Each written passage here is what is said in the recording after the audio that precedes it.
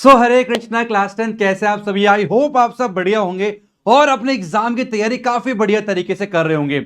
आपको पता चल चुका है, जिसका इंतजार था वो आ गया। सीबीएसई ने अपना सैंपल पेपर लॉन्च कर दिया यार। काफी स्ट्रेस रहता है कि अब की बार कैसा आएगा, कभी इजी आता कभी हार्ड आता है। कैसा रहा है इस बार? स्टैंडर्ड वाले की बात करेंगे अभी कि स्टैंडर्ड का जो सैंपल पेपर सीबीएसई ने लॉन्च किया है वो कैसा है ओवरऑल, ये हम लास्ट में डिस्कस करेंगे। करने क्या वाले आज हम कंप्लीट सॉल्यूशन देखने वाले, हर एक क्वेश्चन को डिटेल में समझेंगे। और ये ध्यान रखना, जो भी आपका सैंपल पेपर होता है ये बहुत ज्यादा इंपॉर्टेंट होता है। पता क्यों? क्योंकि आपके प्री बोर्ड में, आपके स्कूल में जो टेस्ट वगैरह होता है ना, वहां पर एज इट इज उठा के इसको दे दिया जाता है, इसलिए इसको सॉल्व करना बहुत ज्यादा इंपॉर्टेंट हो जाता है। अगर आप नए हो चैनल को सब्सक्राइब नहीं किया, चैनल को सब्सक्राइब जरूर कर देना। मेरा नाम है दीपक और मैं आपका मैथ का एजुकेटर हूं। तो आइए हम आज बात करते हैं सीबीएसई सैंपल पेपर की। तो यार वो सारी कहानी एकदम सेम एज इट इज रहने वाली है, जो कि तुम सबको पता ही होगी। क्या पता होगी हमारे पास कि हमारे पास जो मैक्सिमम मार्क्स है वो 80 मार्क्स का होता है। ये कॉमन सेंस है। 20 मार्क्स आपके प्रैक्टिकल के होते हैं, फटाक से रीड करते हैं। कुछ जनरल इंस्ट्रक्शन है, ये हमारे काम का वैसे भी नहीं होता, हम पढ़ते भी नहीं है, पर पढ़ लेते हैं यार, इतनी मेहनत से छापा है। चलो देख लेते हैं थोड़ा सा, ठीक है। This question paper contain 38 question. भाई टोटल जो है 38 क्वेश्चन होने वाले हैं। ये तुम्हें पता होना चाहिए जो तुम्हारा पेपर आने वाला कैसा है। काफी बच्चों से पूछो कितने सेक्शन होंगे, सर 4 सेक्शन होंगे। अपडेट ही नहीं किया अपने आप को, वही पुराना जमाना चल रहा। तो कितने सेक्शन होंगे, एक सेक्शन में कितने क्वेश्चन होंगे, कितने मार्क्स होंगे, ये सारा आपको पता होना चाहिए। बहुत आसानी हो जाती तैयारी करने के लिए, ध्यान रखना। तो हमारे पास 5 सेक्शन होने वाले, 38 क्वेश्चन को 5 सेक्शन में बांटा गया। कौन कौन सा? भाई ए बी सी डी ई, है ना। तो A B C D E इन 5 सेक्शन में हमें डिवाइड किया गया। जो आपका सेक्शन ए होगा उसके अंदर आपके 1 से 18 क्वेश्चन जो होंगे वो मल्टीपल चॉइस क्वेश्चन होने वाले, जो कि एमसीक्यू फॉर्मेट पे रहेंगे। और क्वेश्चन जो 19 है और जो क्वेश्चन 20 है, ये आपका क्या होगा? असर्शन एंड रीजन होगा, जो कि आपका 1 मार्क्स है। टोटल आपको यहाँ पे 20 मार्क्स कवर हो रहा होता है। पूरा एनालाइज करना बहुत जरूरी है, ठीक है। आगे चलते हैं। सेक्शन बी में हमारे पास क्या होगा? सेक्शन बी कवर कर रहा है 21 से 25। मतलब यहां पर कितने क्वेश्चन होने वाले हमारे पास? 21, 22, 23, 5 क्वेश्चन यहां पर होने वाले हैं, ठीक है। और एक वेरी शॉर्ट आंसर है, जो कि आपके 2 मार्क्स कैरी कर रहे होंगे। ऐसे 26 से 31 हमारे पास जो है वो 3 मार्क्स का होगा। और 32 से 35 वाला जो है 5 मार्क्स का होगा। उसके बाद आएंगे आपके 3 केस स्टडी, है ना। अब देखो, हालांकि ना एग्जैक्ट तो नहीं कह सकते, लेकिन ना काफी हद तक अगर आप सीबीएसई सैंपल पर देखते हो, वहां पर जो केस स्टडी जिस चैप्टर से आया ना, ऐसा देखा जाता है ऑलमोस्ट, मैं ये नहीं कहूं कंफर्म, लेकिन देखा जाता है कि आपका जो बोर्ड एग्जाम है ना, वहां पर भी जो केस स्टडी बनेगा वो यही जो केस स्टडी इस चैप्टर में बनाया ना, इस वाले पेपर में लगभग लगभग मिल जाता है। 2 तो मैच खा ही जाता है, इसलिए ध्यान से प्रैक्टिस करना है इसको समझने के बाद, ठीक है। उसके बाद ये सारी इंफॉर्मेशन वो हमारे काम की नहीं है, ये आराम से आप देख सकते हैं। यहाँ पर कुछ इंटरनल चॉइस वगैरह वो उसने दे रखा है, ठीक है। और कैलकुलेटर का इस्तेमाल आप लोग यहाँ पर नहीं कर सकते। Use of calculator is not allowed. जहां कहीं भी पाई का यूज किया गया है उसको 22/7 लेना है। ये थी नॉर्मल जानकारी। आइए अब एंटर करते हैं सेक्शन ए के पहले क्वेश्चन। ये रहा आप सभी के स्क्रीन के ऊपर। गो, पहला क्वेश्चन क्या कह रहा है? सेक्शन ए है, कंसिस्ट 20 क्वेश्चन 1 मार्क्स के। The graph of a quadratic polynomial px, ठीक है, समझो ध्यान से। Passes through the point this this this and this. 4 point से पास कर रहा है। फिर क्वेश्चन पूछता है the zeros of the polynomial. तो जीरोस क्या होंगे? हमने क्या सीखा है? हमने ये सीखा हुआ है भाई, मान लो इस तरह कोई भी ग्राफ है, कोई भी ग्राफ आपका इस तरीके से बनाया जाता है ना, तो वो जितनी बार एक्स एक्सिस को कट करता है, क्या बोला मैंने? वो जितनी बार एक्स एक्सिस को, मान लो ये एक्सिस कट किया, इसने यहां पर कट किया, यहां पर कट किया, तो इसके 3 जीरोस होंगे। क्या बोला मैंने? एक्स एक्सिस को कट करता है। और जितने भी पॉइंट्स हमारे पास यहां पर होंगे ना, तो यहां पर एक्स कोऑर्डिनेट तो होगा, लेकिन वहां पर जो वाई है वो आपका 0 होगा, ठीक है।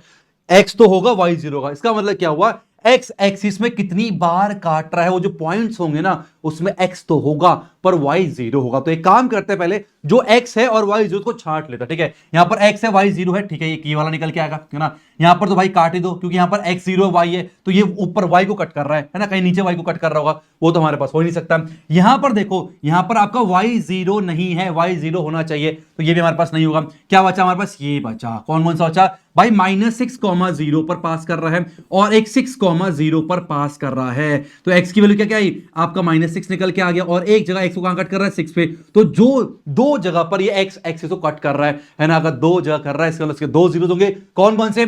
-6,6 ये हमारे पास जीरोस निकल के आएगा। और मेरे ख्याल से आप सभी प्यारे प्यारे बच्चों को बात जो है अच्छे से समझ में आ चुकी है। तो ऑप्शन कौन सा होगा? -6,6। हवा चलेगी सर सर सर, मैथ पढ़ाएंगे दीपक सर। आइए बढ़ते नेक्स्ट क्वेश्चन 2। ये आप सभी के स्क्रीन के ऊपर गो। द वैल्यू ऑफ के for which the system of equation this and this is inconsistent. भाई अक्सर क्या ना कंसिस्टेंट और इनकंसिस्टेंट लिख देता है। इनकंसिस्टेंट का क्या मतलब होता है? बहुत सारे बच्चे ना इनकंसिस्टेंट होता पढ़ाई में, मतलब कोई सोल्यूशन नहीं है भाई, तुम लोग फेल ही होने हो। तो इनकंसिस्टेंट जो है अपनी स्टडी में वो फेल होता है। फेल का मतलब क्या? No solution. क्या बोला मैंने भाई? इनकंसिस्टेंट का मतलब क्या होता है? वो होता है नो सोल्यूशन, कोई भी सोल्यूशन नहीं है। और नो सोल्यूशन जो कंडीशन होती है क्या होती है? वो होती है a1 अपॉन पे a2 बराबर होता है b1 अपॉन पे b2 और बराबर नहीं होता c1 अपॉन पे c2 के। तो हमारे लिए ये काम का है, इसको उठा लेते हैं फटाफट से, ठीक है। तो बताओ कैसे कैसे हमारे पास यहां पर होगा।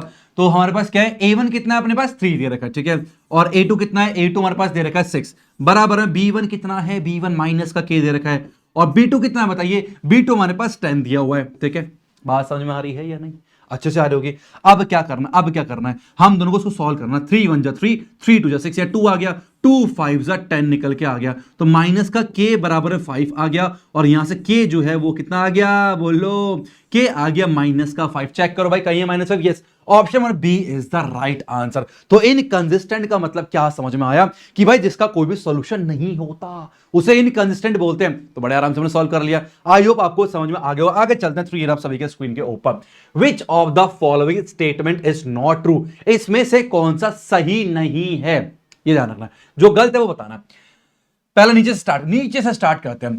From a point inside a circle only 2 tangents can be drawn, है ना? ये पहला वाला ही गलत हो गया, ऊपर से करते हैं, ठीक है। आंसर का डी होगा। A number of seconds can be drawn at any point on a circle, ठीक है। मतलब मान लो कोई सर्कल मेरे पास दे रखा है, ठीक है, और मैंने ना एक पॉइंट ले लिया। मैंने क्या ले लिया? एक पॉइंट। लेट्स सपोज मैंने कोई पॉइंट ले लिया, तो इसमें ना हम बहुत सारे सीकेंड्स बना सकते हैं। एकदम ट्रू है। क्यों? देखो, मान लो ये सीकेंड है भाई, ये सीकेंड है। सीकेंड मतलब क्या है? जो किसी भी सर्कल को 2 पॉइंट पे टच कर रहा है। तो यहां पर बहुत सारे हम लोग सीकेंड्स को कन्वर्ट कर बना सकते हैं। इसका मतलब ये सही स्टेटमेंट है। हमारा आंसर क्या ढूंढना है? जो गलत है, ठीक है।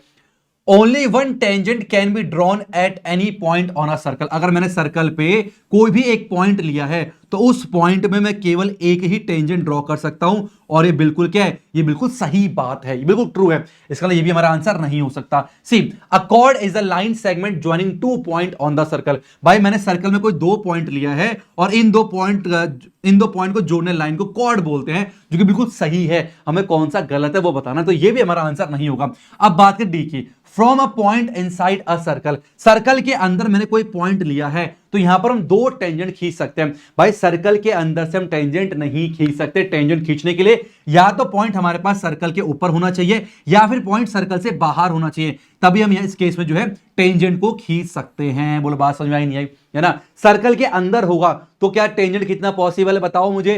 टेंजेंट खींचना पॉसिबल नहीं है। इसका मतलब क्या हुआ? हमारे पास जो आंसर डी है वो फॉल्स है। तो D is the right answer. कौन सा ट्रू नहीं है वही हमें बताना था। आगे बढ़ते हैं। नेक्स्ट हमारे पास क्या दे रखा है? If nth term of an AP is इतना, मतलब जो an है वो हमें दे रखा है 7n माइनस में 4। ये हमारे पास nth टर्म है। What is the common difference of the AP? AP का कॉमन डिफरेंस क्या होगा? क्या होता है एपी? बोलो एक बार जरा मुझे बताओ फटाफट से। एपी क्या होता है? एपी हमारे पास क्या होता है? एपी होता है a1 a2 a3, इस तरीके। ये हमारे पास एपी होता है। अच्छा, कहने का मतलब क्या है? यहां पर an है, अगर मैं n की जगह 1 रख दूं तो फर्स्ट टर्म निकल आएगा, और n की जगह 2 रख दूं तो सेकंड टर्म निकल आएगा, और सेकंड टर्म में से फर्स्ट टर्म को माइनस कर दूंगा तो मेरा d निकल आएगा, ठीक है। तो पहले a1 निकालते हैं। a1 कितना निकल गया? तो 7 मल्टीप्लाई, जहां पर n हम 1 पुट करेंगे जो कि आ गया 7 माइनस में 4 जो कि आ गया 3 निकल के, ठीक है। और अगर मैं a2 पुट करूंगा तो आ गया 7 मल्टीप्लाई बाय 2 और माइनस में 4 निकल के आएगा। तो 14 माइनस 4 जो है कितना आएगा? 10 निकल के आ जाएगा। तो अगर मैं आपसे पूछूं, बताओ, सबको पता होगा डी क्या होता है? डी हमारे पास होता है a2 माइनस में a1, सही है। कितना आ गया? 10 माइनस में 3 जो कि आ गया 7 निकल के। इसका मतलब क्या हुआ? हमारा जो कॉमन डिफरेंस है डी जो है ना वो 7 दे रखा है। कौन सा ऑप्शन होगा? Option number A is the correct answer. देखो, बहुत ही ज्यादा इंपॉर्टेंट बात मेरे ध्यान से सुनो, है ना। क्या होता है ना, जो आपका सेक्शन ए है, पहली बात समझो, जो सेक्शन ए है ना, बच्चे क्या करते हैं ना, बहुत ही हाई लेवल के एमसीक्यू क्वेश्चन बना रहे होते हैं। नहीं, पेपर सीबीएसई आप समझ नहीं रहे। सीबीएसई चाहती है आपसे, सीबीएसई ये नहीं चाहती कि मैं बहुत मुश्किल क्वेश्चन दे दूं और तुमसे मार्क्स कट जाए। नहीं, सीबीएसई एग्जाम जो पेपर है ना उसको लेंथी बना रही है। क्या बना रही है? लेंथी। वो आसान ही देगी, टेंशन मत लो। क्वेश्चन बहुत आसान से होंगे पर कैलकुलेशन ऐसी होंगी कि पेपर आपका लेंथी होगा और आप 3 घंटे के अंदर अगर आपकी प्रैक्टिस बढ़िया नहीं है तो आप अटेंड नहीं कर पाओगे। ये चीज समझो। तो टफ आएगा बहुत ज्यादा एग्जाम। मैं एकदम ओलंपिक लेवल की तैयारी कर लूं, है ना, फाउंडेशन लेवल तैयारी कर लूं, नहीं, ऐसा नहीं करना। हमें पीवाईक्यूज के ऊपर फोकस करना, हमें एनसीईआरटी के ऊपर फोकस करना है, एनसीईआरटी एग्जाम्पल के ऊपर फोकस करना है, इन चीज के ऊपर फोकस करना और अपनी टाइमिंग बढ़ाना है। पहले लेके आनी है हमारे पास एक्यूरेसी, है ना, पहले टाइम पर ध्यान मत दो, पहले एक्यूरेसी लानी है, और जब एक्यूरेसी आ जाए उसके बाद स्पीड पे काम करना है। कुछ लोग स्पीड के चक्कर में अपनी एक्यूरेसी घटा देते हैं, नहीं, पहले एक्यूरेसी लाएंगे फिर स्पीड लेके आएंगे। और सारा खेल टफ पेपर बनाने का नहीं है, सारा खेल है टाइम पे पेपर करने का। ये बात बच्चा हर बार गलती करता, नहीं समझ पाता, मुश्किल क्वेश्चन बनाएगा भाई, टफ से टफ क्वेश्चन करना, पर क्या फायदा भाई, क्या फायदा, पेपर तब भी छूटना है। समझो इस बात को, ठीक है। आगे बढ़ते हैं। 5 क्या कह रहा है ये आप सभी के स्क्रीन के ऊपर, the radius of the base of a right circular cone and the radius of a sphere are each 5 centimetre. ठीक है, दो हमारे पास एक राइट सर्कुलर कोन है, ठीक है, एक हमारे पास क्या है, कोन दे रखा है, मैं बनाया तो डायग्राम थोड़ा, ये कोन दे रखा है, और एक हमारे पास क्या है, स्फीयर है। मान लो एक हमारे पास क्या है, स्फीयर है, इस तरीके का ना, 3D समझो, स्फीयर दे रखा है इस तरीके का, ठीक है, स्फीयर है। दोनों का जो रेडियस है ना वो 5 दे रखा है, इसका जो रेडियस है आर वो भी 5 सेंटीमीटर है, ठीक है, और ये भी रेडियस सेम ही, तो आर ही के ले रहा हूं मैं, तो इसका भी रेडियस जो कितना है 5 सेंटीमीटर ही दे रखा है ना। If volume of cone is equal to volume of sphere then the height of the cone is, क्या होगा, क्या बोला इन्होंने, वॉल्यूम ऑफ कोन जो है अगर वॉल्यूम ऑफ स्फीयर के बराबर है, तो आइए इस कंडीशन को हम लिख के चलते हैं फटाफट से, ठीक है। क्या बोला इसने, वॉल्यूम ऑफ कोन जो है, ठीक है, वो बराबर है वॉल्यूम ऑफ स्फीयर के। फॉर्मूला याद होना चाहिए भाई, बहुत सारे बच्चे देख रहे हैं फॉर्मूला याद नहीं है, कर लेना। कोन क्या होता है, 1/3 पाई आर स्क्वायर एच होता है, स्फीयर होता है 4/3 पाई आर का क्यूब। ये फॉर्मूला है और ये आप लोगों को बहुत अच्छे से पता होना चाहिए, ठीक है। चलो अब क्या निकालना है, हाइट निकालना कोन का, मतलब जो एच की वैल्यू है मुझे निकालनी है, ठीक है, इसको छोड़ दो, देखो पाई से पाई काट दिया मैंने, ठीक है, 3 से 3 काट दिया, अब आर आर सेम है तो आर स्क्वायर से आर क्यूब खत्म हो जाएगा, यहाँ पर केवल आर बचेगा, ठीक है। तो क्या आया, एच बराबर में आ गया 4 मल्टीप्लाई बाय आर, और रेडियस हमें दे रखा 5, तो 4 मल्टीप्लाई 5 निकल के आएगा 4 5 20, तो एच आ गया 20 मीटर, सेंटीमीटर सेंटीमीटर, तो 20 सेंटीमीटर जो है ये हमारा हाइट निकल के, इसका हाइट ऑफ कोन निकल के आ जाएगा। तो 20 option number B is the right answer. बहुत ही सिंपल क्वेश्चन बन रहे हैं, आप खुद देखना, आप कोई सा भी अपना एग्जाम उठाओ, चाहे 2022 का उठाओ, 21 का उठाओ, 20 का उठाओ, आप एक चीज नोटिस हमेशा करोगे कि पेपर मुश्किल नहीं है। और पीवाईक्यूज अगर आपको चाहिए, ठीक है, तो टेलीग्राम चैनल ज्वाइन कर लो, लिंक डिस्क्रिप्शन में, मैंने सारे पीवाईक्यूज अरेंज कर दिए चैप्टर वाइज, बहुत इंपॉर्टेंट है, ठीक है, पीवाईक्यूज करना बहुत जरूरी है, तो वो वहां पर आपको मिल जाएंगे, वीडियोस पड़ी हुई है, सबका सोल्यूशन भी अवेलेबल है, आराम जाके देख लेना। चलो भाई नेक्स्ट चलते हैं। 6 ईयर आप सभी के स्क्रीन के ऊपर tan थीटा दे रखा है, this is equal to, then what is the value of this. इसको करने के दो तरीके, एक आसान, एक है आम जिंदगी और एक है मेंटोस जिंदगी, दोनों समझो, दोनों समझाता हूं मैं कैसे करना, ठीक है। देखो पहला हमारे पास क्या दे रखा है, हमें बोला गया भाई जो tan थीटा है वो दे रखा है 5/2, ये दे रखा है। अब क्या होता है, ये होता है P/B होता है। अब यहां से आप H निकाल लो, जैसे ही H आ जाएगा तो sin थीटा निकाल लो, क्या होता है P/H होता है, और फिर निकालो cos थीटा, cos थीटा क्या होता है भाई B/H होता है। अब ये है आम जिंदगी, साधारण जिंदगी, पर हम लोग क्या करेंगे, मेंटोस जिंदगी का इस्तेमाल करेंगे। इसको भाई tan थीटा अगर दे रखा है तो हम क्वेश्चन में भी tan थीटा ही दिखना चाहिए भाई हमें लोग को, भाई काम नहीं चलेगा। अब ये पीवाईक्यू तो बहुत आया हुआ, ठीक है, तो हम क्या करेंगे इसके लिए हम एक काम कर सकते हैं, ये इसको ध्यान देखो भाई, sin tan कम बनेगा जब sin के नीचे cos आएगा, क्योंकि जो हमारे पास sin थीटा अपॉन पे cos थीटा होता है ना, ये अपने पास tan थीटा होता है, क्या होता है, ये tan थीटा होता है, तो sin के नीचे जब cos आता है तो tan बन जाता है। तो एक काम करते हैं ना, इसको भी cos से डिवाइड कर देते हैं और इसको भी cos से डिवाइड करते हैं, सब जगह cos डिवाइड करते हैं।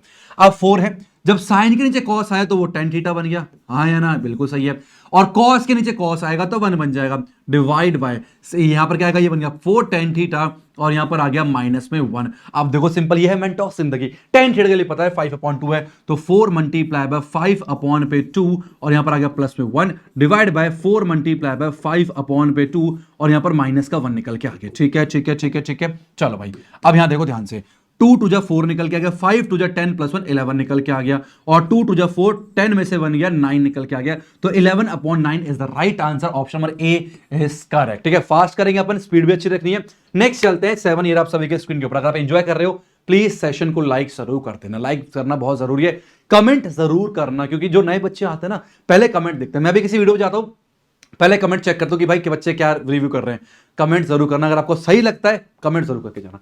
नेक्स्ट क्या कह रहा है, in the given figure the tangent has been drawn at point P on a circle centred at O। भाई P पर हमने क्या खींचा, एक टेंजेंट खींचा हुआ, P पर क्या खींचा, एक टेंजेंट खींचा हुआ है, ठीक है। और हमारे पास ये क्या है, ये रेडियस है OP और OQ रेडियस दे रहा है, कुछ ऐसा तामझाम है ना। और कह रहा है TPQ, ये वाला जो एंगल है, पूरा वाला जो एंगल है ये दे रखा है 110, कह रहा POQ, ये वाला एंगल क्या होगा हमें निकालना है, ठीक है। ध्यान सुनना, बहुत ही ज्यादा आसान क्वेश्चन है ना, कुछ भी मुश्किल नहीं होता, किसी भी चीज में नहीं रहती पीड़ा, फिर फॉलो ज्ञानी कीड़ा, ठीक है। अब भाई ओपी है रेडियस, और हमने थ्योरम पढ़ा हुआ थ्योरम 10.1, ठीक है। ओपी हमारे पास अगर रेडियस है और ये टेंजेंट है, तो रेडियस और टेंजेंट हमेशा आपस में क्या होता है, परपेंडिकुलर होता है। इसका मतलब क्या होगा, अगर मैं इसको बताऊं, मैं देख सकता हूं यहां पर कि ये जो है ना, ये जो चीज है, ये आपका 90 डिग्री होगा, हाँ या ना।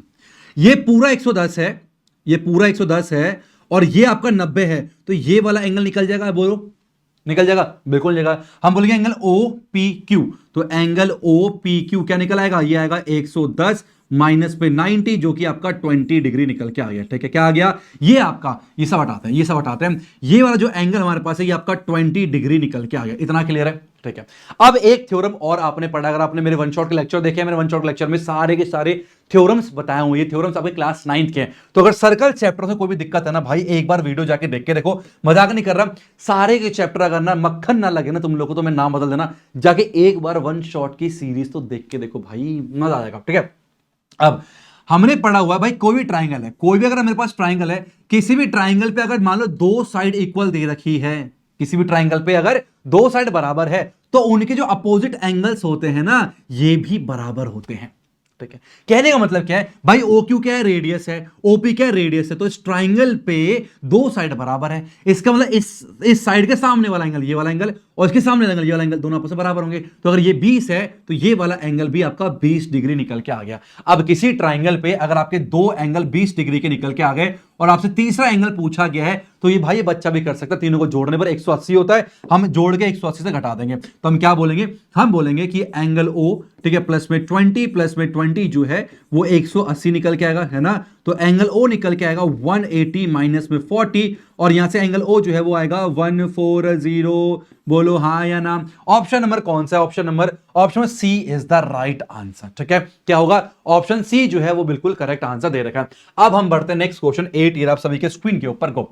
A quadratic polynomial having zeros, देखने में कितना डेंजर लग रहा है, अरे क्या है भाई साहब ये, और बहुत बच्चों को आंसर आया भी नहीं होगा, बहुत सारे ऐसे बच्चे होंगे जिनका इसका आंसर नहीं आया होगा, पर वो कहना कॉन्सेप्ट नहीं पता। और अगर कॉन्सेप्ट सीखना चाहते हो ना, वन शॉट के लेक्चर देखो, सारे के सारे कॉन्सेप्ट को बता के मतलब कहते हैं ना आसान कर दिया है। कॉन्सेप्ट देखना चाहते हो, वन शॉट जरूर देखना, ठीक है। चलो भाई अब इसमें आ जाओ फटाफट से, इसमें आ जाओ, है ना भाई। क्वाड्रेटिक पॉलिनोमियल बताना, ये जीरोस दे रखे हैं, क्या दे रखे हैं, जीरोस। अब फॉर्मूला क्या होता है, हमारे पास फॉर्मूला होता है x स्क्वायर, है ना, माइनस में सम ऑफ जीरोस, है ना, इनटू पर x, प्लस में क्या होता है, product of zeros, product of zeros, यही होता है, हाँ या ना, ठीक है। अब यहां पर साथ में k भी होता है, इस k को ना तुम लोग खा जाते हो हमेशा, क्या भी होता है यहां पर k भी होता है। इन्होंने क्या बोला है, पॉलिनोमियल बोला है, इक्वेशन नहीं बोला। इसके आगे बराबर में जीरो मत लगा देना, आगे जीरो लगाने से क्या हो गया, ये इक्वेशन बन जाएगा, हमें पॉलिनोमियल निकालना है। क्लियर यहां तक, अच्छा यहां पर आ जाओ। अब एक काम करो, पहले सम निकाल लेते हैं और प्रोडक्ट निकाल लेते हैं, ठीक है। तो बताओ मुझे फटाफट से सम कितना आएगा, सम देखते हैं। तो सम की अगर मैं बात करूं, सम कितना होगा बोलो, माइनस में स्क्वायर रूट ऑफ 5/2, ठीक है, और प्लस में स्क्वायर रूट ऑफ 5/2। भाई माइनस प्लस खत्म, जीरो निकल के आ गया, तो सम तो हो गया जीरो। अब प्रोडक्ट निकाल लेते हैं। अब बात करें प्रोडक्ट की, तो कितना आएगा, माइनस में square root of 5/2 multiply by square root of 5/2। भाई स्क्वायर स्क्वायर खत्म होगा, सेम चीज है, तो माइनस का 5/2, ये मेरे पास निकल के आ गया प्रोडक्ट, ठीक है। तो भाई मेरे पास सम भी आ गया, प्रोडक्ट भी आ गया, तो इंतजार किसका था, चलो यहां करते हैं। तो k multiply by x square minus में 0x, ठीक है, और प्लस में प्रोडक्ट क्या दे रखा है, प्लस हटाओ साइन माइनस का है, तो माइनस का 5/2, ये मेरे पास निकल के आ गया, ठीक है। इसको हटाते हैं, तो आगे k multiply by x square minus में 5/2, ये मेरे पास निकल के आ गया। पर ये तो कुछ मैच ही नहीं कर रहा सर, बड़ा गंदा सा लग रहा है, कोई बात नहीं यार, टेंशन मत लो, नीचे वन लगा दो, है ना। कितना आएगा, या k मल्टीप्लाई बाय, है ना, 2x का स्क्वायर माइनस में 5/2 निकल के आ गया। अब 2 को कर रहा हूं मैं बाहर, क्या कर रहा हूं, बाहर कर रहा हूं, तो आगे k/2, है ना, और आगे 2x स्क्वायर माइनस में 5। अब भाई k को ने छुपा दिया है, हमें क्या देखना है भाई, हमें क्या देखना, ध्यान सुनना, क्या देखना हमें, ये तो आंसर होगा नहीं, बिल्कुल भी नहीं। क्यों? यहां पर आपका जो बी है वो 0 हो गया, ये भी हमारा आंसर बिल्कुल नहीं हो सकता। अब या तो आंसर ये होगा या फिर आंसर ये होगा। अब ये पता कैसे लगेगा कि भाई आंसर कौन सा होगा? वो के की वैल्यू से पता लगेगा, ठीक है। अब वो सिंपल सी बात है, अगर मान के चलो अगर मैंने के को यहां पर 8 पुट कर दिया, क्या पुट कर दिया मैंने? के को अगर 8 पुट कर दिया, लेके चलते हैं। के को अगर मैं 8 पुट कर रहा हूं, ये आपको खुद सोचना पड़ेगा, है ना। क्या निकल के आएगा? ये आ गया 8/2, है ना, और ये आ गया 2x² माइनस में 5, ठीक है। ये आ गया 4 से करेंगे 4 2 8, 8x² माइनस 4/20, तो ये निकल के आ गया। अब आप मुझे बताओ, इसको एडजस्ट करने के लिए क्या आप के की कोई वैल्यू बता सकते हो क्या मुझे? क्या मेरे पास कोई के की ऐसी वैल्यू है जिसको रखने पर ये आ जाए? शायद ही कोई आपको वैल्यू मिले, क्योंकि ऐसा पॉसिबल नहीं है। आपका जो आंसर होगा कौन सा? Option B is the right answer. कोई एक के आप देख सकते हो जो आपको भाई लगे पुट करने पर, और बहुत सिंपल भी था भाई, 8x² माइनस 20 है, ठीक है। अब यहां पर 2 मेरे पास है। अब 8 कब आएगा? जब बाहर 4 होगा, और बाहर 4 कब होगा? जब किक 8 होगा, तभी तो काट के 4 आएगा ना। तो ऐसे हिसाब लगा सकते हो आप, और बड़े आराम से आपका आंसर निकल के आ जाएगा। बहुत मुश्किल नहीं है, बहुत ही ज्यादा आसान है। नेक्स्ट चलते हैं 9 ईयर। आप सभी के स्क्रीन के ऊपर क्या करें? Consider the frequency distribution of 45 observation. हमें यहां पर बोला कि भाई ऑब्जर्वेशन करो, कर लिया ऑब्जर्वेशन, ठीक है। The upper limit of the median class, median class का अपर लिमिट क्या होगा? तो मीडियन क्लास निकालने के लिए पहले में सीएफ निकालना पड़ेगा, ठीक है। तो आइए काम करते हैं, पहले यहां पर लिखते हैं इंटरवल। क्या लिखते हैं? इंटरवल लिखते हैं, ठीक है। चलो, क्या इंटरवल क्या दे रखा है? 0 to 10, ठीक है, 10 to 20, 20 to 30, 30 to 40, ठीक है, और 40 to 50। ये मेरे पास क्या हो गया? इंटरवल हो गया, ये इंटरवल हो गया। अब अपने पास क्या है? अपने पास दूसरा क्या दे रखा है? दूसरा अपने दे रखा है फ्रीक्वेंसी। क्या दे रखा है? वो 5, ठीक है, 9, 15, 10 और 6। अब क्या निकाला मैं? अब निकाला मैं सीएफ। तो भाई आपको मिडिल क्लास निकालने के लिए सीएफ निकालना पड़ेगा, ठीक है। कुछ बच्चे सोचते हैं कि जो हाईएस्ट फ्रीक्वेंसी होती है ना, हाईएस्ट फ्रीक्वेंसी वही आपका मीडियन होता है, पर गलत सोचते हैं। ऐसा बिल्कुल भी नहीं है। ये मैं सोचना कि जो हाईएस्ट फ्रीक्वेंसी है ना वो तुम्हारा मिडिल क्लास का होता है, ऐसा नहीं है, ठीक है। हर बार ऐसा नहीं होता। तो 5 5 आएगा, 9 और 5 14 होता है, ठीक है। ये आ गया 29, ठीक है, और ये आ गया 39, और कितना आ गया? 45 निकल के आ गया, ठीक है। जोड़ते हैं ना, पहला सेम 5 5 सेम आएगा, फिर जोड़ो 9 5 14, 15 14 29, है ना, और ये ऐसे 10, और ये, ठीक है। अब जो आपका ना सीएफ आया है एंड वाला, या फिर यूं बोलो एफ का टोटल, दोनों सेम सेम होता है, इसको हम एन बोलते हैं। तो एन कितना आ गया? एन आपका 45 निकल के आ गया। अब हमें निकालना होता है n/2, तो 45/2 निकालो। तो 45/2 जो है कहां पड़ेगा? यह 22.5। अब आपको देखना है 22.5 किसके बाद पड़ेगा? तो 22.5 क्या पड़ेगा? 22.5 जस्ट बड़ा सीएफ जो है आपका ये वाला पड़ेगा 29। तो ये पूरी जो क्लास होगी ना, ये आपकी मिडिल क्लास होगी, और ये आपका फ्रीक्वेंसी। मैं फिर से कह रहा हूं, बहुत बच्चों ने फ्रीक्वेंसी का हाईएस्ट 15 है ना, तो मिडिल क्लास भी यही होगी। तुक्का लग गया, पर हर बार हाईएस्ट फ्रीक्वेंसी मिडिल क्लास नहीं होती, इस बात को समझो, ठीक है। तो हम क्या बोलेंगे? मिडिल क्लास क्या पूछा? Upper limit. अब यहां पर क्लास क्या है? ये लोअर लिमिट होता है, ये अपर लिमिट। तो अपर लिमिट कितना? 30 निकल के आ गया। तो option number C is the right answer. अच्छा, ये बताओ कितने बच्चों ने इस क्वेश्चन को फ्रीक्वेंसी के मदद से किया था? मुझे कमेंट बॉक्स में, तो मुझे देखना चाहता हूं कितने ऐसे बच्चे हैं जो ये सोचते हैं कि फ्रीक्वेंसी से मिडिल क्लास बताना मुझे, ठीक है। चलो नेक्स्ट क्वेश्चन 10 आप सभी के स्क्रीन के ऊपर। O is the point of intersection of two chords AB and CD of a circle। अगर BOC, अगर आपका ये 80 डिग्री दे रखा है, ठीक है, ये इंटरसेक्ट कर रहा है, सिंपल सी बात है। अगर ये 80 है ना, तो ये भी आपका 80। क्यों? वर्टिकली अपोजिट एंगल, ठीक है, जो दिख रहा है वो करते चलता है, ठीक है। ओके, देन पूछ रहे बताओ ये जो ट्राइंगल है, ये ट्राइंगल और ये ट्राइंगल क्या है आपस में? ये इक्विलेटरल है और सिमिलर है, आइसोसेलेस है और सिमिलर है, सिमिलर ही नहीं है, आइसोसेलेस है लेकिन सिमिलर नहीं है। चेक करना इन चारों में से कौन सा ऑप्शन है, आइए चेक करते हैं। अब ना यहां पर क्या ना, वही बात कर रहा हूं मैं, थ्योरम की बात कर रहा हूं। ये सारे थ्योरम जो है मैंने अपने वन शॉट के लेक्चर में अच्छे से कराया हुआ, ठीक है। जब भी दो कॉर्ड ना आपस में इंटरसेक्ट अगर करते हैं, क्या बोला मैंने? अगर दो कॉर्ड आपस में सर्कल के अंदर अगर इंटरसेक्ट करते हैं ना, तो ना ये आपको याद रखना है। तो क्या होता है हमारे पास? ओडी है ना मल्टीप्लाई बाय ओसी जो है, ठीक है, बराबर होता है ओए मल्टीप्लाई बाय ओबी। ये आपको याद रखना है। जब कभी भी दो हमारे पास कॉर्ड है ना इंटरसेक्ट करते हैं आपस में, ज्वाइनिंग उनकी, तो ये आपको याद रखना है। ओडी ओडी है ना, एक पार्ट इसका ओडी मल्टीप्लाई ओसी बराबर होता है ओबी मल्टीप्लाई ओए। ये इक्वल निकल के आता है, ठीक है। ये थ्योरम में क्लास 9 में पढ़ा होगा, ठीक है। अब क्या क्वेश्चन में गिवन है? ओडी और ओए बराबर है। अगर ओडी और ओए बराबर है, इसका मतलब क्या हो? ओडी से ओए खत्म हो गया, तो ओसी जो है ना वो ओबी के बराबर निकल के आ गया। क्या निकल के आ गया?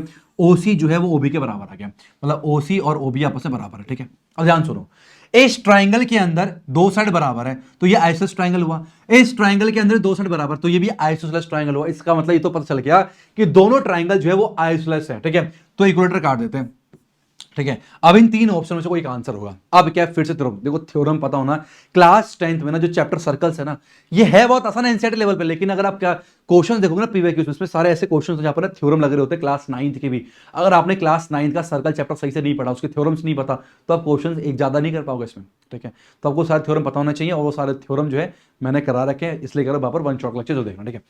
ओसी जो है वो ओबी के बराबर है। अब ध्यान सुनो, अब ये चेक करना है सिमिलर है या नहीं है। भाई इतना तो पता चल गया मुझे कि भाई अगर ये 80 है तो ये भी 80 निकल के आ गया। अब एक और थ्योरम होता है, ठीक है, इसको मिटा रहा हूं मैं, इसको मिटा रहा हूं, इतना आपको समझ में आ चुका है, ये इसके बराबर, ठीक है।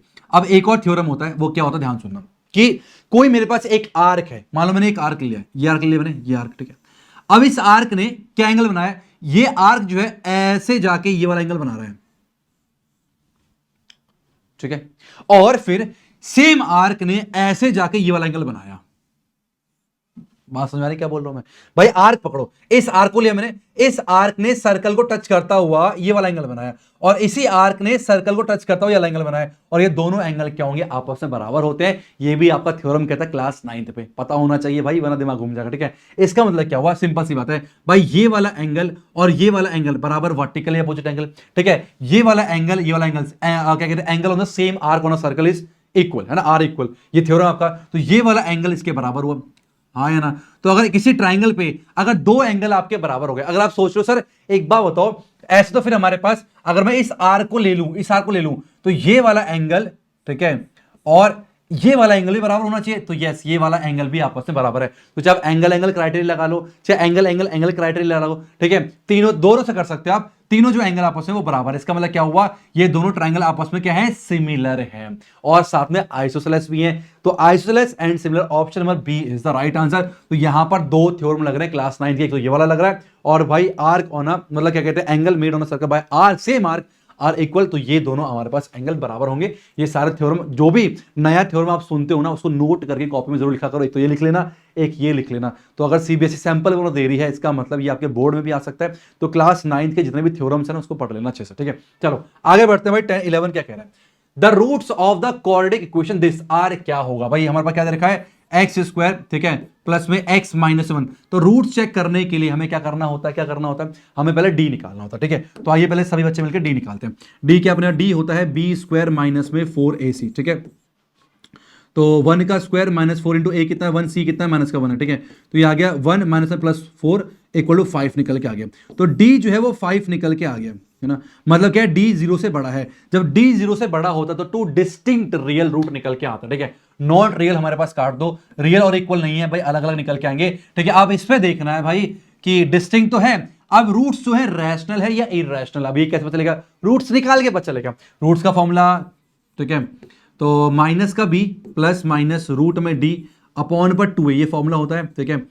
और माइनस का बी तो माइनस का 1, ठीक है, प्लस माइनस रूट में 5 अपॉन पे 2a इतना। अब आप साफ साफ देख सकते हो यहां पर जो रूट 5 है ना, ये बाहर नहीं आ पाएगा, ये आपका इरैशनल है। और इरैशनल पे अगर हम रैशनल ऐड करते हैं, रैशनल डिवाइड करते हैं, तो ओवरऑल जो बनता है ना, ये आपका इरैशनल ही बनता है। क्या बनता है, आपका इरैशनल ही बन जाता है। इसका मतलब क्या हुआ, ये हमारे पास इरैशनल होगा और 2 डिस्टिंक्ट रियल रूट निकल के आएंगे। Option number A is the right answer, irrational and distinct निकल के आएगा, ठीक है।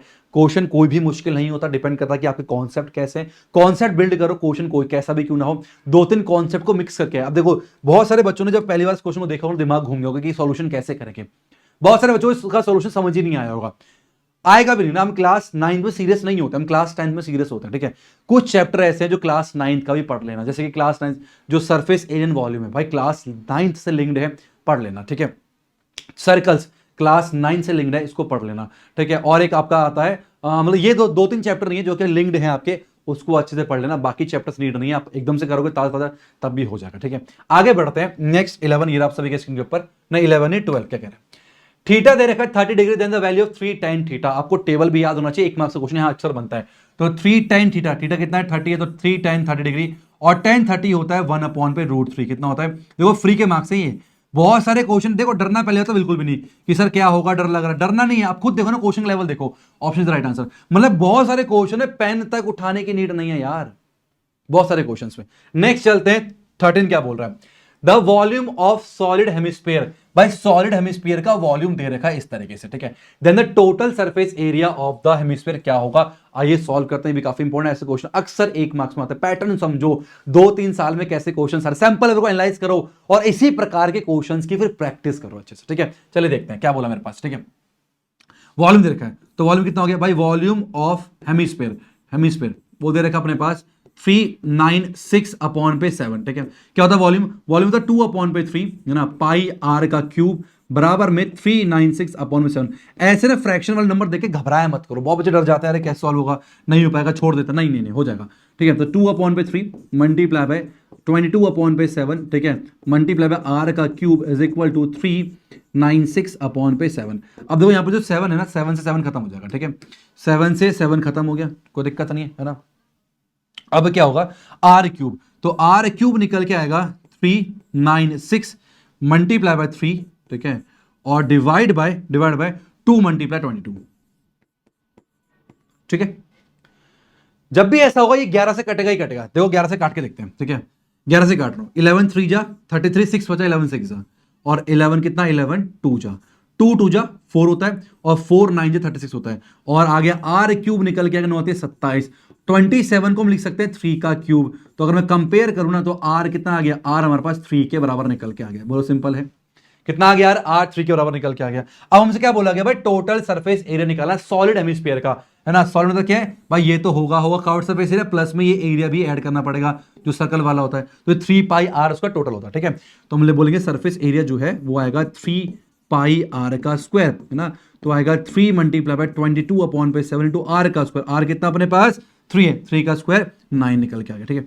तो आ गया 3 मल्टीप्लाई 9 दूनी 18, 9 दूनी 18 19, ठीक है, अपॉन पे 7 बराबर निकल के आ गया 8 3 24, 9 3 27, 28 29, 3 कम 3 4 5 594 अपॉन 7 सेंटीमीटर का स्क्वायर। ऑप्शन है ऐसा कोई, yes, option B is the right answer. आसान है, फॉर्मूले देखो कितनी छोटी चीज है, टेबल याद है तो 1 मार्क्स पक्के, सारे फॉर्मूले याद है चैप्टर नंबर 12 के सरफेस एंड वॉल्यूम के तो फिर 1 मार्क्स पक्के। तो ऐसे ऐसे अगर आपको थ्योरम्स याद है सर्कल्स के तो 1 मार्क्स पक्के। बहुत बेसिक बेसिक चीजें हैं, ठीक है।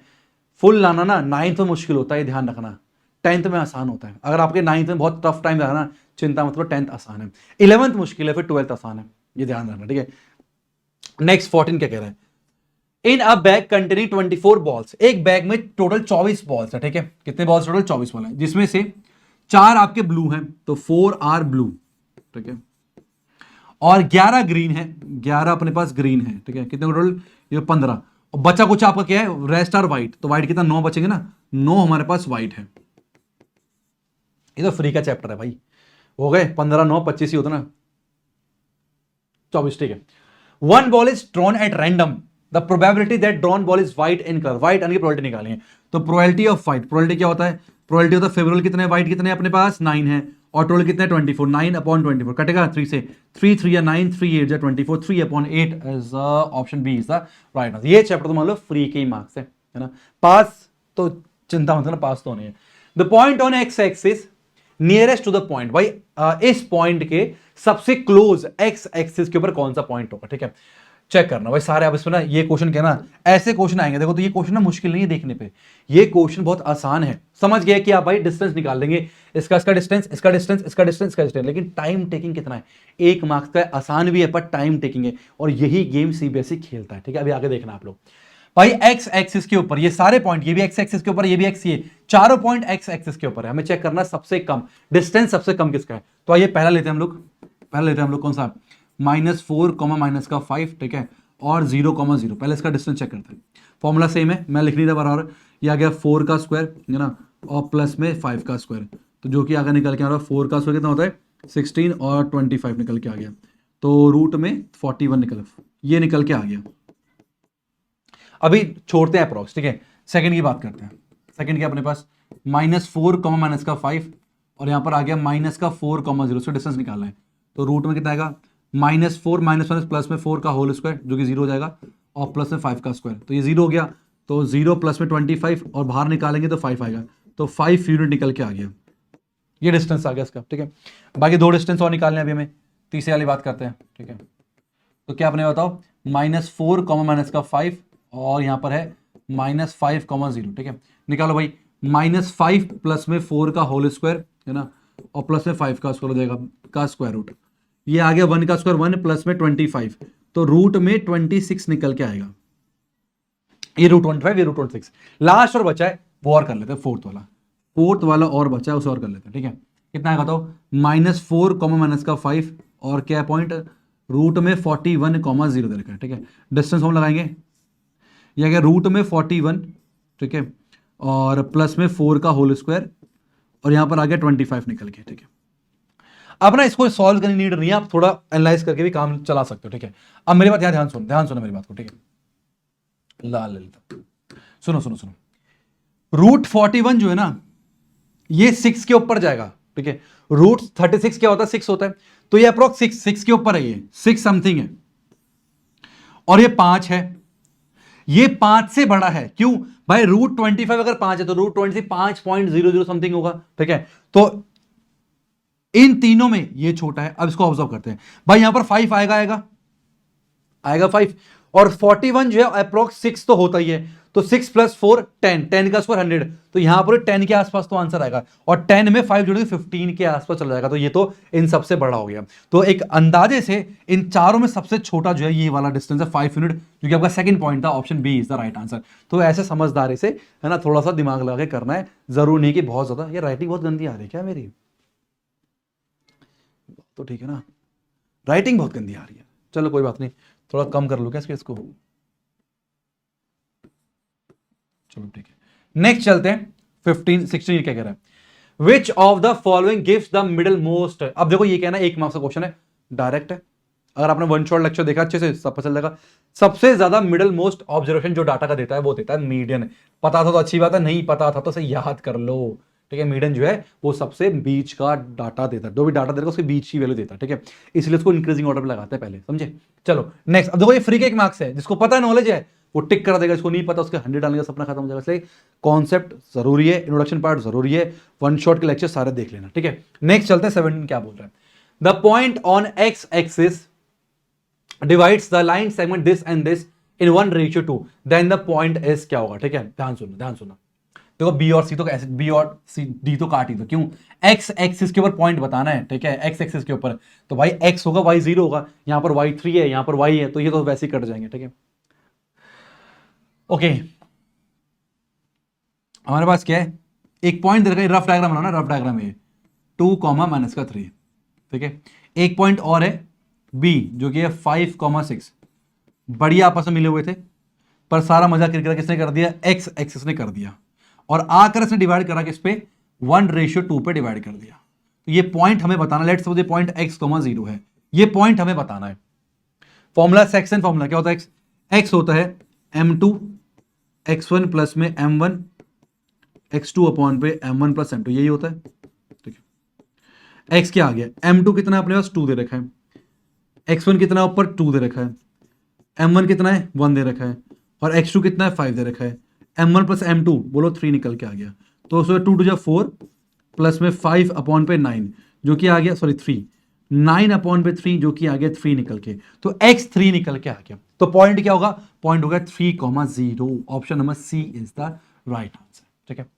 नेक्स्ट चलते हैं 18 आप सभी के स्क्रीन के ऊपर, अ card is drawn from a well shuffled deck of playing card, the probability of getting a red face card. अब ये भी आपका डायरेक्ट बिना पेन उठाए कर सकते हो भाई, फेस कार्ड के इसमें शक्ल बनी होती है ना। तो 4 किंग 4 क्वीन और 4 जैक, तो टोटल मतलब 12 फेस कार्ड होते हैं, जिसमें से 6 रेड फेस कार्ड होते हैं और 6 ब्लैक फेस कार्ड होते हैं। हमें पूछा गया रेड फेस कार्ड की, तो 6 अपॉन पे टोटल पत्ते 52 होते हैं, 2 3 6 और 2 26, तो 3 अपॉन में 26, option number D is the right answer. हवा चलेगी सर मैथ पढ़ाएंगे दीपक सर, बहुत ही आसान है।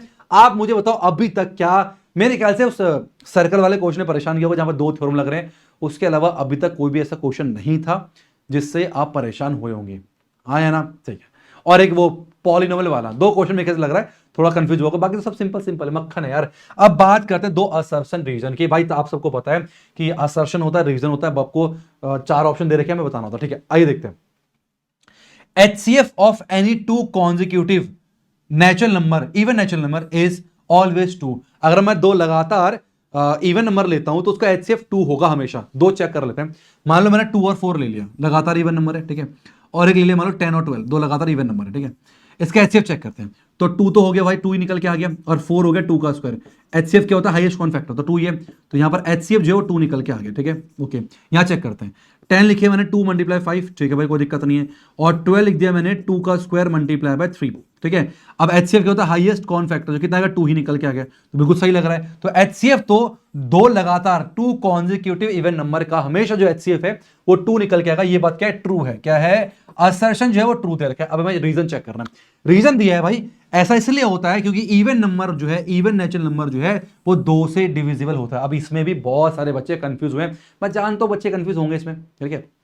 एक बात समझो, हमें यहां पर जो बोला गया कॉन्जिक्यूटिव बोला गया है, जो रीजन है ना कुछ ऐसा देना चाहिए था कि भाई कॉन्जिक्यूटिव इवन नंबर जो है वो ऐसे होते हैं, मतलब इससे लिंक्ड होना चाहिए था। भाई नेचुरल नंबर जो है इवन वो 2 से डिवाइड होते हैं, सबको पता है, नॉर्मल चीज है। लेकिन यहां पर बात की गई 2 कॉन्जिक्यूटिव इवन नेचुरल नंबर, हमें उसका एचसीएफ 2 होता है, ठीक है। तो यहां पर एचसीएफ से रिलेटेड कोई बात की नहीं गई है ना, और यहां पर कॉन्जिक्यूटिव नंबर से रिलेटेड कोई बात की नहीं गई है। ये अलग अलग स्टेटमेंट है जो कि दोनों ट्रू है। ये भी क्या आपका? ये भी आपका ट्रू है। इसका मतलब क्या है भाई? असर्शन भी ट्रू है, रीजन भी ट्रू है, लेकिन एक्सप्लेन नहीं कर रहा। Option B is the right answer. Both assertion reason are true but R reason is the not correct explanation of assertion. समझ में आ गया? कंफ्यूजन रहा होगा इसमें। नेक्स्ट चलते हैं, नेक्स्ट 20 क्या कह रहे हैं? If the radius of a sector of a circle is reduced to its half and angle is doubled, then the parameter of sector remains the same. अच्छा, अभी चेक कर लेते हैं।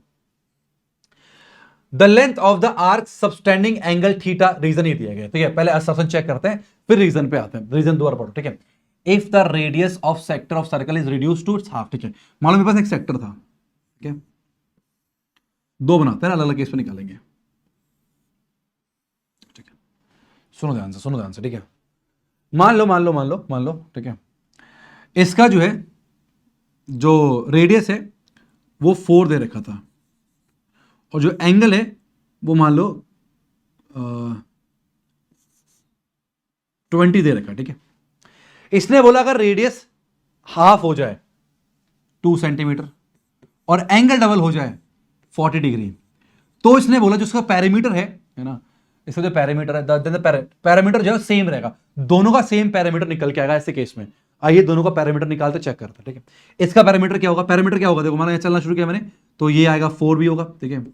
तो 4 plus length of an arc plus 4, तो 4 plus 4 8 हो गया, plus में लेंथ ऑफ एन आर्क का फॉर्मूला क्या होता है? थीटा अपॉन 360, है ना, और दैट 2 पाई, और आर कितना है? आर हमारे पास 4 दे रखा, ठीक है। यह कितना आएगा? यह आएगा 2 प्लस 2 4 प्लस में थीटा अपॉन पे 360 मल्टीप्लाई बाय 2 और इंटू पाई, और आर कितना? R2। अब देखो हमें यहां पर ना अप्रॉक्स आंसर निकालना है, चेक करना दोनों बराबर है या नहीं है, ठीक है। चलो चेक करते हैं। देखो यहां पर इससे खत्म हो गया, ये आएगा 18 टाइम्स में, ठीक है, और 2 9 जा 18, तो ये आ गया 8 प्लस में 4 पाई अपॉन पे 9 निकल के आ गया, ये यहां पर इतना आया, ठीक है। इस चेक करो, 4 9 जा, ठीक है, 2 जा 4, तो 4 प्लस में 4 पाई अपॉन पे 9 आ गया। अब आप देख सकते हो भाई यहां पर 4 पाई अपॉन 9, यहां पर सेम, यहां पर 8 जुड़ रहा है या 4 जुड़ रहा है, दोनों बराबर है क्या? ये दोनों बराबर नहीं है, लेंथ बराबर नहीं है। तो असर्शन जो है, असर्शन क्या है? असर्शन आपका फॉल्स है। क्या है? असर्शन इज फॉल्स, ठीक है। दूसरा रीजन चेक करते हैं। The length of an arc of सबस्टेंडिंग angle, length of an arc का फॉर्मूला ये होता है, नहीं भाई नहीं, लेंथ ऑफ एन आर्क का फॉर्मूला क्या होता है? ये होता है कि चेक करो, फॉर्मूला होता है थीटा अपॉन पे 360 इंटू 2 पाई आर, ठीक है, 2 से काटो 180, तो थीटा पाई आर अपॉन 180, यही है ना, ठीक है। तो ये रीजन ट्रू है, रीजन हमारे पास ट्रू दे रखा है, ठीक है, और असर्शन फॉल्स है। तो assertion is false but reason is true, ये हमारा आंसर निकल के आएगा। ये था आपका सारा का सारा एमसीक्यूज, ठीक है। अगर आप वीडियो देख पा रहे हो ना, वीडियो में शायद मैंने 40 मिनट्स 35 या 40 मिनट्स के अराउंड लगे होंगे समझाने के बाद, लिखने के बाद, समझाने के बाद, एक्स्ट्रा बोलने के बाद। तो आपको आप हिसाब लगाओ, कम से कम आपको 30 मिनट के अंदर टारगेट लेके चलो, 30 मिनट के अंदर आपको सारा का सारा सेक्शन ए कवर करना है, और यही आदत हमेशा लगनी चाहिए। 30 मिनट में सेक्शन ए होना चाहिए। ये पेपर सॉल्व ना केवल यहां पर सोल्यूशन देखने मत आओ, क्वेश्चंस कैसे हैं, मैं कैसे समझा रहा हूं, कितने देर में मैं कर रहा हूं, ये आदतें भी आपको अपने अंदर लेके आने। ठीक है, तो यहां पर होता है आपका सेक्शन ए कंप्लीट, जो आपका सीबीएसई ने सैंपल पेपर दिया था, उसमें जो सेक्शन ए है ना, उसमें सिर्फ 1 मार्क्स के ही आंसर थे। ठीक है, अब बाकी जो आंसर हमारे पास है सेक्शन बी, सी, डी और ई, इसमें आपके complete detailed solution written format में सीबीएसई ने प्रोवाइड किए हुए हैं। अगर आपको समझ में आ रहे हैं इजिली, है ना, तो बहुत अच्छी बात है। अगर आपको नहीं समझ में आ रहे, आप चाहते हो सर आपको बाकी पार्ट भी समझा दे, नहीं समझ में आ रहा, तो प्लीज कमेंट करना। हालांकि मेरे को बार बार बच्चे यही बोलते हैं सर केवल सेक्शन ए दिया करो, उसका सोल्यूशन नहीं होता, बाकी सोल्यूशन हमारे पास होता है, वो हमें समझ में आ जाता है। अगर ऐसा है तो ठीक है ना, कोई बात नहीं, आप लिखो कमेंट में सर कंप्लीट हो गया। नहीं, अगर आप चाहते हो मैं डिटेल सोल्यूशन दूं इस वीडियो का, तो प्लीज मुझे कमेंट सेक्शन में जरूर बताना, मैं सेक्शन बी, सी, डी और ई भी अपलोड कर दूंगा। हालांकि उसकी नीड नहीं है, आपके पास रिटन सोल्यूशन है तो आप उससे भी आराम से काम चला सकते हो। कैसा जैसा भी हो, आप मुझे कमेंट सेक्शन में जरूर बता देना। चैनल पे नए हो, चैनल को सब्सक्राइब कर लेना, और चिंता बिल्कुल भी मत करना, किसी भी चीज में नहीं रहती पीड़ा, फॉलो ज्ञानी कीड़ा, चैनल को सब्सक्राइब जो है वो अभी कर लेना। ठीक है, तो बाकी मिलते हैं नेक्स्ट वीडियो में। आपको नेक्स्ट किस टॉपिक को वीडियो चाहिए मुझे कमेंट बॉक्स में जरूर। Thank you so much for watching. Hare Krishna.